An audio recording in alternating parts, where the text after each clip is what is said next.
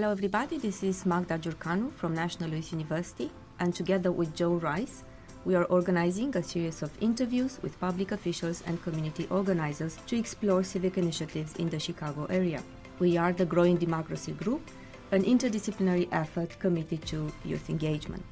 We hope you enjoy our episodes. We have a very special guest. Camille Williams from Chicago Votes is here today to talk about her background in youth empowerment, civic engagement, and how to get people to show up on election day. Just give us a little background as to how you got into this kind of work, what your philosophy and your values are. Well, thank you for having me, first of all. Again, my name is Camille Williams. I started off with this work. Actually, I've been organizing in the city of Chicago since I was 12 years old. It started off with Ceasefire, which is a gang violence intervention program to try to decrease the violence within the inner city neighborhoods. From there, I joined BYP, which is the Black Youth Project 100. That's geared towards organizing from a queer feminist lens. This was around the time of the Laquan McDonald murder and trial. So it was very big on the state's attorney's race and what the state's attorney does. This led me into joining Chicago Votes, where I worked hand in hand with the Buy Anita campaign, where we were able to elect Kim Fox. Her term is coming to her end, and this seat is still up for election. So now we're just refocusing on what is the state's attorney and how would they represent us. And my philosophy would be that young people care, no matter about the narrative of that they don't care, and be specific and intentional when engaging young people to make sure that their concerns are on the table, that their perspective are heard, and that everything that they have to say is valued. And to know that we can make a difference with each other as long as we're willing to have those conversations. Thank you, Camille. If I can add to that question, you did mention that you got involved at the age of 12. That's very, very young. Mm-hmm. So then the question would be, what type of personal stories pushed you into getting involved at that very young age? So I have a few. The first one was something very traumatic happened to me when I was 6 years old. I lost my mother. It was a freak accident. It was a drive-by. We were in the park, and the car ran a stop sign, ran her over, and it was something that I actually seen and I experienced. So one, it was like that happened. I was later put on trial for the murder as a witness for this. So it's interesting because me being an adult now, understanding what all of that mean and what I've experienced was very interesting, and it was also my introduction to judicial accountability. So I'm 6 years old on trial for my mother's murder as a witness to kind of give that child perspective. And then also from there led to a custody battle. And then as I got older, my uncles were released from prison around the age of me being 12, and all of them were in Ceasefire. So then I understand how the gang violence impacts the community, how that leads to lengthy prison system, and how does re-entering back in society look like for people who are incarcerated and the stigma around that. Fast forward, become a young adult.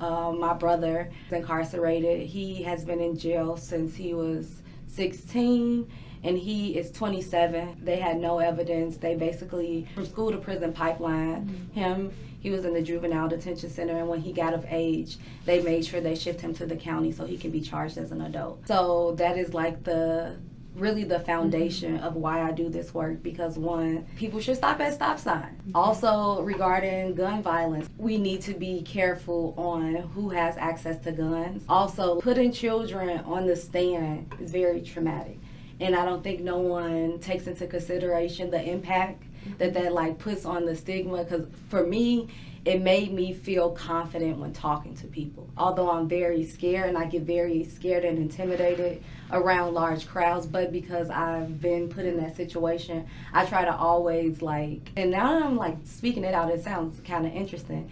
It makes me go back to that space of being a child and having to say something, because I felt like that's what I had to do for my mother, who was no longer here. And now as an adult, I'm doing it for my brother and other people who are incarcerated or other young people who do not have anyone to like stand up for them. I want to be that person and that platform and that foundation for them to come and like let's get their voices amplified and heard. Thank you so much for sharing that. Yeah, of course. That's a very powerful story, and it's clear to me that you've been able to develop yourself from all of those traumas. When it comes to differentiating the 12-year-old Camille from all of her peers who may or may not have went through those kinds of things, what made you get more involved than other people? I think the reality of that I seen what was happening. I feel like I understood in a different level, like more from a compassionate perspective than a frustrated perspective. Like, although I'm mad this happened, but what can we do to fix it? And I think right now, a lot of the times, we approach stuff from a frustrated perspective instead of trying to really be strategic about planning how to put infrastructures and laws and policies in place that always can't come from anger or resentment, but also from like organizing and community building with one another.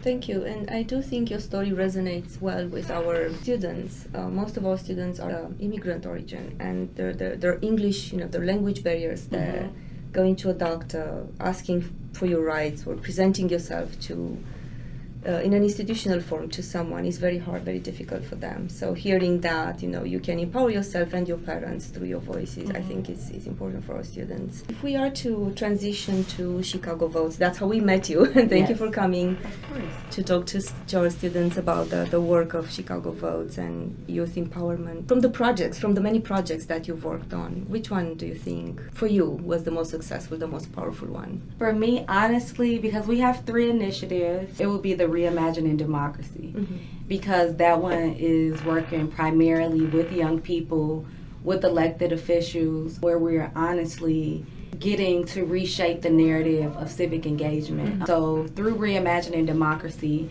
we have a parade to the polls where we take first-time voters to the polling location to vote. A lot of the times for first-time voters, it is intimidating, it's confusing, and we try to make it as informative as possible with giving them resources from not just only Chicago Votes, from other community organizations as well, so that when they are casting their ballot, they have all the information that they need and they feel supported to continue to do this work. I've been always voting because people in my house voted, but now as an adult, I have more of an understanding of why it is important and how to vote accordingly, and not just based off how your family votes, but how you feel and your perspectives on things as well. Thank you. Definitely. I mean, reimagining democracy, right? That's powerful in itself. And as we have these class conversations, I think our students very often have a difficult time defining what democracy is and thinking about their role as active individuals in a democratic form of government. I do think we take it for granted. It's there and we don't have to get involved. And hopefully in our classes we try to change that perspective. Going back to Chicago Votes and the mission, right, of the organization to empower youth, could you give us perhaps a bit of a history as to why we needed Chicago Votes? Yeah, of course. So about 11 years ago, a few of our founding members came together and tried to figure out, hey, what do young people need in Chicago? Because Chicago is such a diverse city in America, but we're also very segregated. So it's like, one, how do we make sure that we pull young people from all parts of the neighborhoods, especially from the South and West Side, which is primarily underfunded, and how do we get them, their voices heard, and how do we get them involved in politics throughout all corners of the city of Chicago? Started off as I would like to say, kind of like a think tank. And now, like, this think tank is like a fully running vehicle, and we're continuing to mobilize young people and try to make democracy as fun as possible while still putting young people in the forefront. Why is democracy typically seen as unfun for these South and West Side Chicagoans? I think because, one, our neighborhoods are underfunded and under resources, and then our school system isn't the best, and then there's a lot of like abandoned houses in our neighborhood, so we don't think that we deserve, or we don't feel as if we should get what it was our like rights as U.S. citizens. So it's like, one, we have to change the narrative. It's like, oh, we only live in this place because of redlining. And then it's like that is oppressive. And then it's like we have to really, I think from my perspective, that we have to break down like how the systemic barriers are in place, which cause us not to vote. Because of Jim Crow, that's how voting evolved.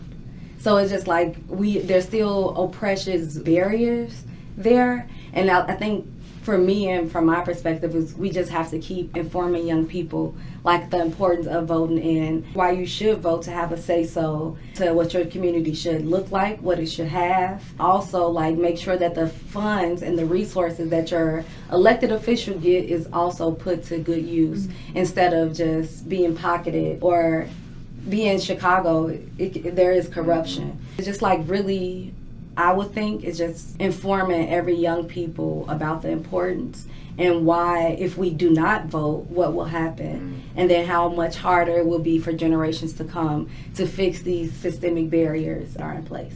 This year seems like there's a historically low level of enthusiasm to vote, much of which is due to the candidates.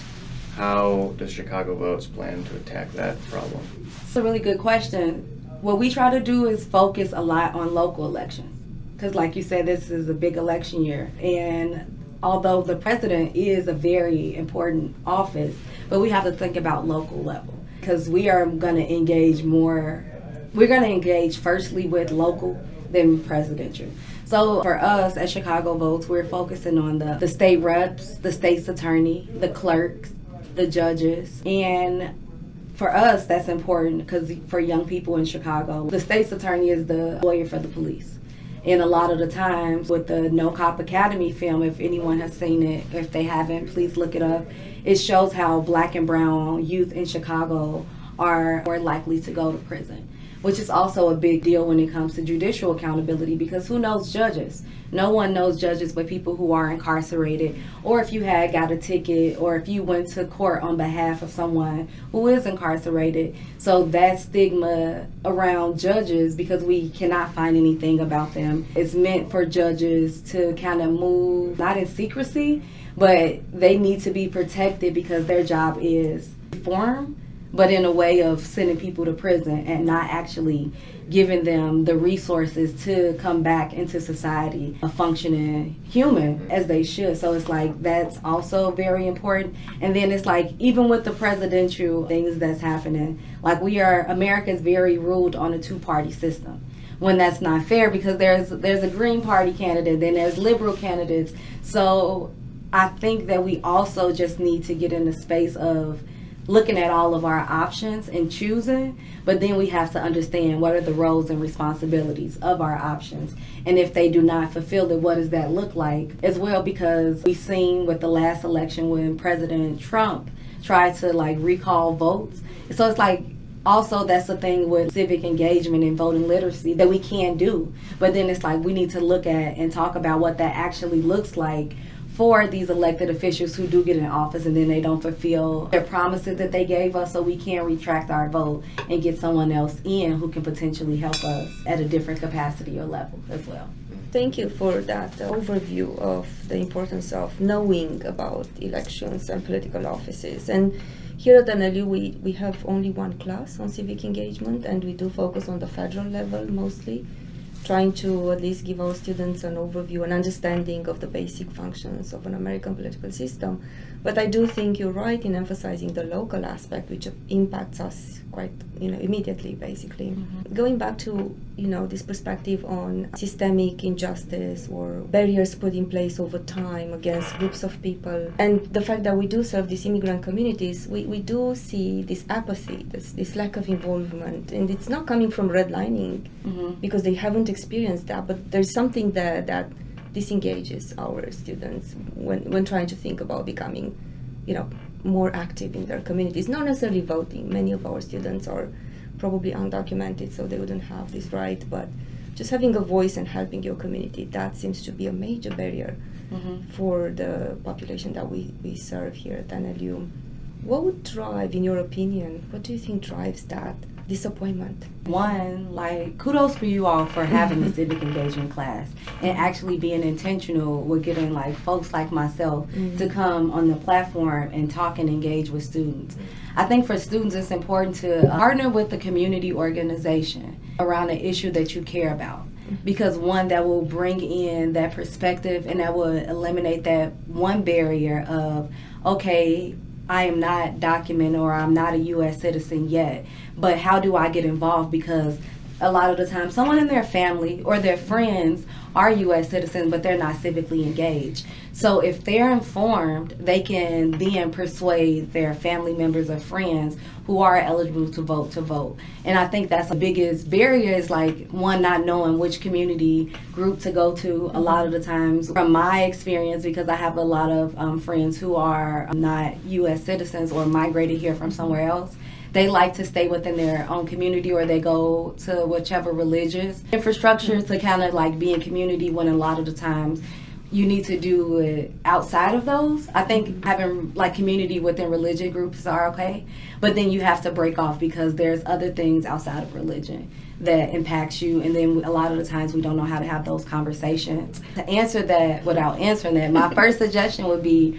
partnering with the community organization. Chicago Votes is one that you guys can partner with. We're nonpartisan and we're open to all different types of perspectives as well.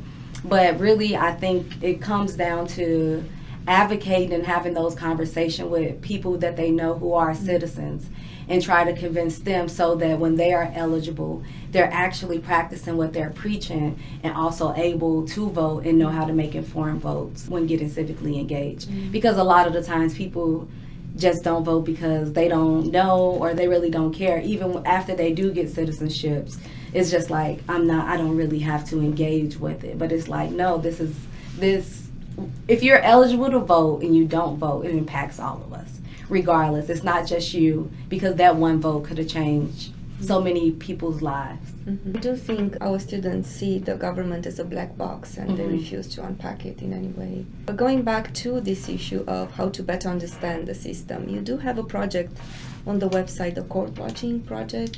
Say a few words about that, because I think it's very interesting, going back to your personal perspective on the judicial system. Of course. So another one of our initiatives is Unlock Civics, where we work with people who are incarcerated in the Juvenile Detention Center, the Cook County Jail, and the Illinois Department of Corrections. So that's all three levels of the carceral system here in Illinois. So through Unlock Civics, we also have a court watching program where we go into the courtrooms. There's a training online where we teach anybody, you have the right to go inside of a courtroom and watch. It is your duty to also hold these judges accountable by watching and see if they're doing ethical cases. Are they being ethical within the courtroom? Even regarding sentences, are they just handing out sentences because they're having a bad day, or is it based off the crime that someone commits? So a lot of the times what we've seen is very speedy court cases. Court cases can be anywhere between 1 and 2 minutes. We've also seen judges basically keep doing continuance. And you have some judges who got like, okay, why are we prolonging this trial when we have all the evidence? This person is here. Let's move on with this so we can get them back to their family. And when I observed that, I thought that was very interesting, because a lot of judges is like continuance.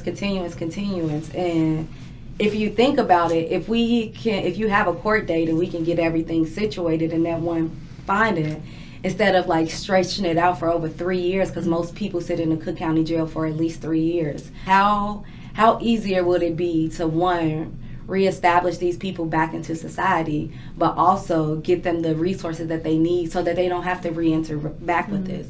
A lot of the times we do a courtroom, they give them probation, house arrest, or they send them to prison. So even house arrest is still a form of imprisonment, because although you're at home, you're on restrictions to what you can and can't do. And then a lot of the times with the device, because it's so interchangeable and used between multiple people, it may be faulty. The battery may not keep charged. So not only are you like confined, but then you probably only limited to a not so far of a space because you have to keep this ankle monitor charged. So it's like we really need to think about accessibility as far as sentencing too, to make sure that it is sustainable for everybody. But court watching is a very cool program. I do encourage everybody to like get involved if you can. Also, something that we observe with court watching, they changed the child care center. So before, if people had children and they didn't have a child care, they can bring their child inside the court building and they can like stay there until the court case is over. Now they turned that into the Zoom room. So now for folks who have children, they have to take their children up to the courtroom instead of taking them to the child care center, which also contribute to a disturbance in the courtroom. And if a judge gets mad, then what does that look like for that person who has the child there, or for anybody, because they may aggravate them in a way that's unexplainable and can cause them to give out heavy sentencing. They've done some studies on judges and their mood and how that impacts their sentencing. It turns out if they don't have a meal beforehand, they're much more likely to deliver a harsh sentence. Have you noticed any behavior change in judges since installing this court watching program? Honestly, no, but I do know that court never starts on time.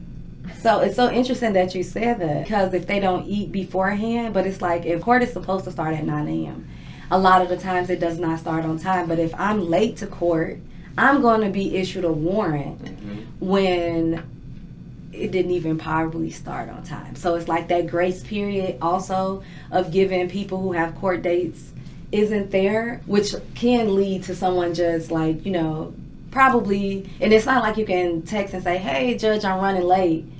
It's like once you get there, you're there. And then if you are there and you missed and now there's a warrant, you're going to be locked up. And it's like, how do you explain to the judge, like, oh, I was running late, or my bus was late, or I didn't have a ride to get here on time, and you're still going to possibly end up going to prison or being incarcerated just because of that little window when it's like court doesn't even start on time. And then a lot of the times, if they finish early instead of going the whole duration, court is over. So if you say that you did come late or court ended early, what do you do then? You're just sitting there in limbo, and you're going to still potentially face jail time because you were not there when you needed to be. And the judge is supposed to wait, but they don't wait a lot. So if you missed it, then 9 times out of 10 you're going to be incarcerated upon your next visit, or you will not leave the courthouse if someone catches you. When it comes to bail reform last year and now this new Bring Chicago Home ballot measure, what types of social issues is Chicago Votes most drawn to when it comes to advocacy?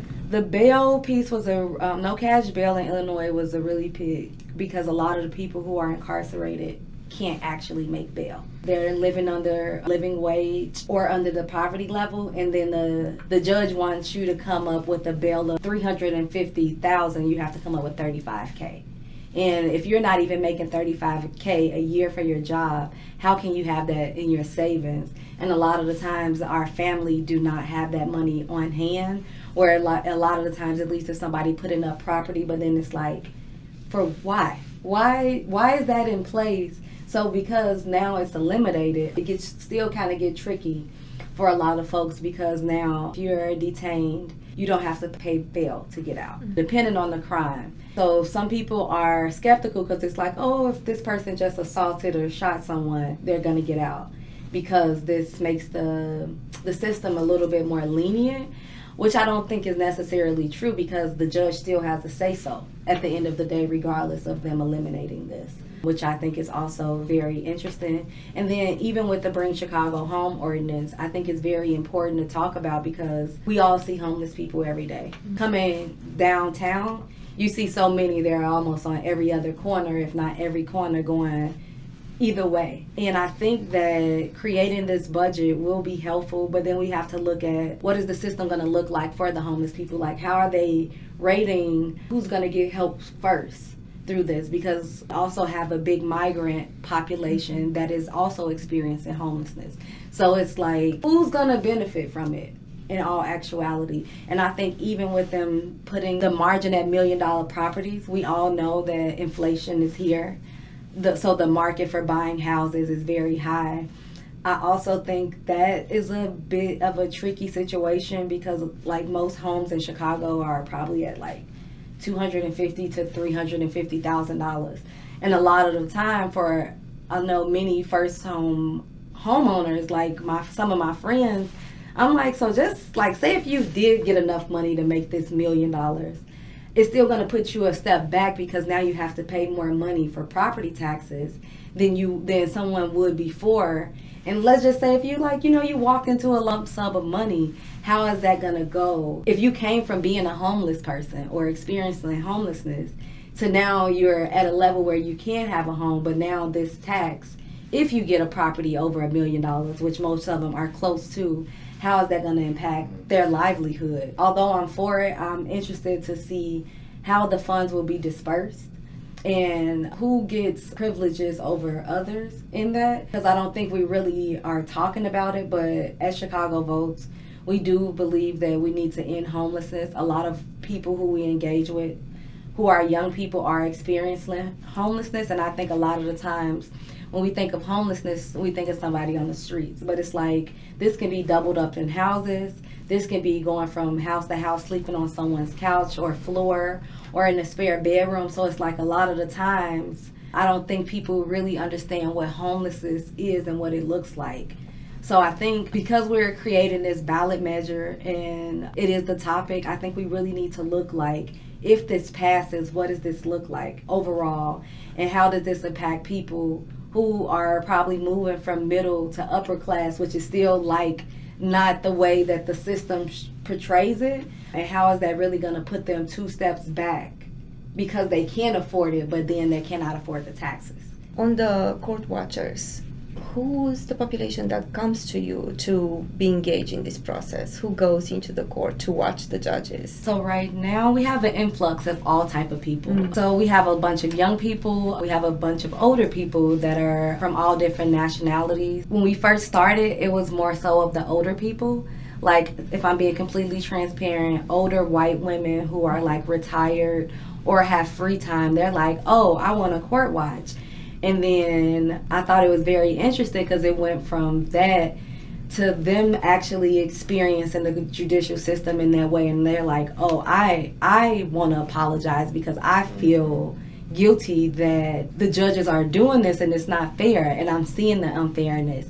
And now we're getting an influx of like more younger people, as far as like we had someone that came in that was like 11 who went in with a school group. So it's just like, it's very interesting because now everybody is coming in and they're seeing it. And I don't think anybody thought of court watching the way that it actually is, because it's not like you talk to anybody. You just go and observe and you fill out an evaluation sheet. And there's a note section and you write anything that didn't feel right to you that you saw, and then we kind of talk about it. The range of people varies from ages and ethnicity. So if you're listening to this, sign up for court watching. Feedback ever been either published or presented to the court? There is. So right now, Injustice Watch and Chicago Votes have some judicial accountability zines.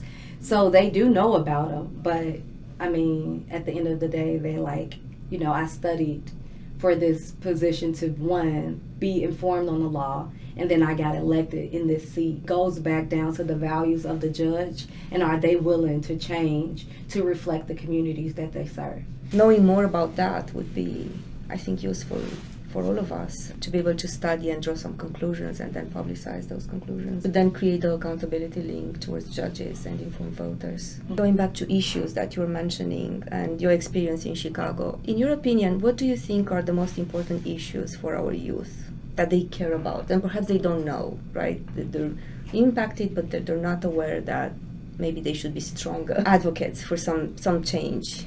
I think the number one is education. Mm-hmm. I think everybody should have access to quality education and quality resources too, because a lot of the times with us, we work in CPS. Mm-hmm. What's after high school? Like, we know like there's college, but are they set up to go into college? And if not college, then what about a trade program? So it's like, what does the accessibility look like for young people around education? Because I think a lot of the times from what I've seen, people graduate, they're like, oh, I don't want to go to college, I want to get a job. But it's like, okay, you want to work, which is fair because everyone needs money. But what does that look like in the long run as you become an adult? And a lot of the times you need to have some type of level of education or a certificate to be sustainable, in my idea. So I think education is a big one because, again, a lot of people say they don't want to go to college, but there's trades within college. Like, there's so many things in the realm of colleges, which goes back to us in our Reimagining Democracy, because we work with CPS and we work with college students as well. So it's like, I think that education to me is critical because don't nobody want to learn, but you always learning and we're always taking in information. So to me, I think the educational aspect will be the biggest one, in knowing like what to expect from it, what you can get from it, and how to navigate it. Because even for college students, a lot of the times they just do what's required of the degree, but then necessarily they don't know if they're going to go into that field or what other classes that they may be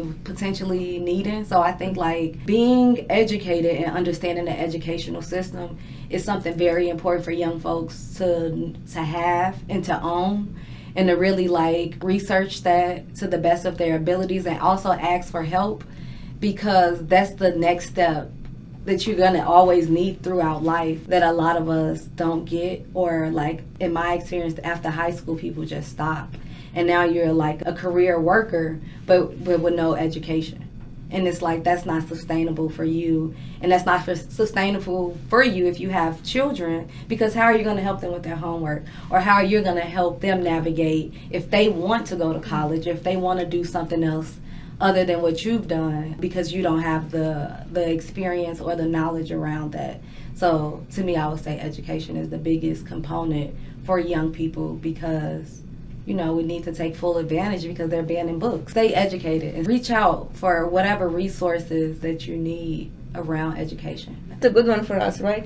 We are in the business of educating young people, and we hope to make an impact, hopefully. I don't know how successful we are, but yeah. You're very successful. I saw a project, the Reentry Civics Education Act. Just a few words on what that is for Chicago Votes. So that's the RACE Act. In 2019, Chicago Votes passed the law which brought civics in prison, which gave people who are incarcerated the right to vote.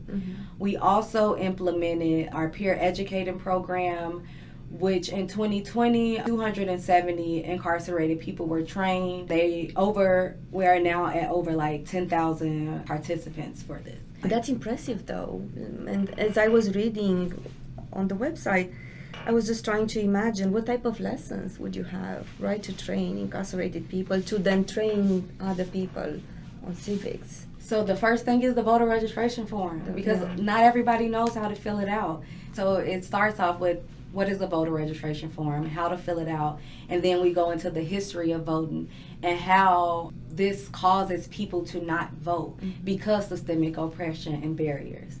And then from there, we talk about what elected officials do and when are they up for election through every cycle, and then also talk about how to reach out to them if you have any concerns, and how to actually just know that you have the right to engage with any elected official because they work for you, and honing in on that and making sure that they know that. And also for people incarcerated, why this is also very important, because they have family on the outside. In order for them to advocate for themselves, they also have to advocate for their family.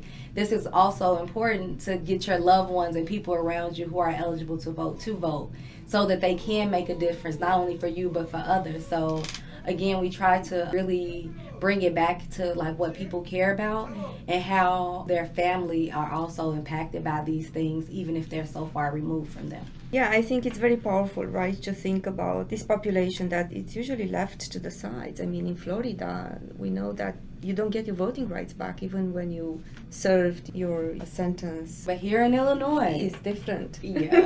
If you are a felon, or if you know someone who has been convicted of a felony, Upon releasing, their voting rights are restored.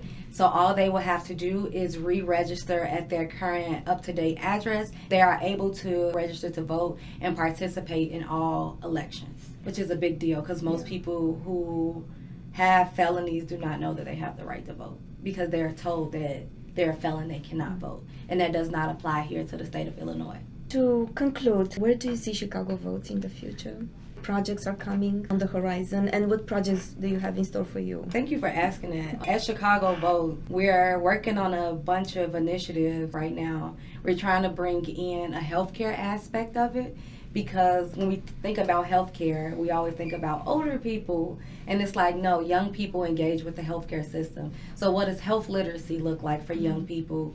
And how does advocacy work also within the healthcare system? Because the same way that you advocate at the polling place or in your classroom, you still should be able to advocate with a healthcare professional as well.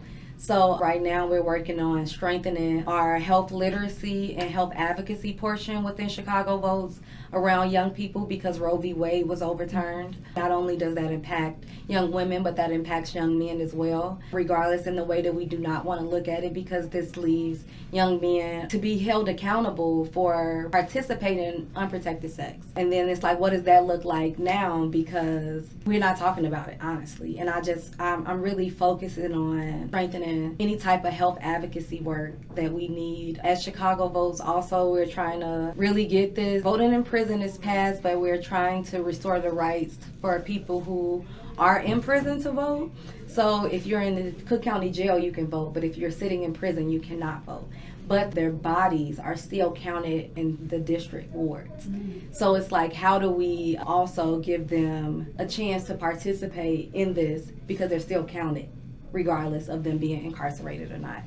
Also, we're trying to strengthen our GAS collective, which is our Give a Shit program, to get more artists and young people because like what we're doing now is a creative way to engage with the election through podcasting.